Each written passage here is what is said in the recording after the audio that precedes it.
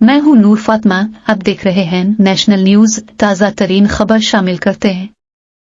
बानी पीटीआई से ताल्लुक सियासी है, कत्ल करने की बात कहां से आ गई? साबिक वजीर दाखिला राना सनाउल्लाह ने कहा है कि इमरान खान हमारे सियासी वजूद को तस्लीम नहीं करता तो हम क्यों तस्लीम करें?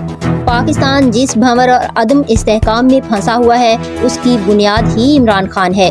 हमारा इमरान खान या पीटीआई के साथ नाता या ताल्लुक सियासी है, इसमें कत्ल कहां से आ गया?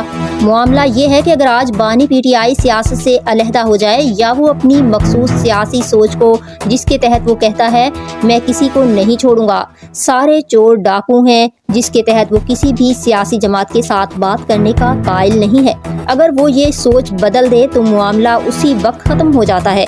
मामला ये है कि वो हमारे सियासी वजूद को तस्लीम नहीं करता तो फिर हम उसके सियासी वजूद को क्यों तस्लीम करेंगे?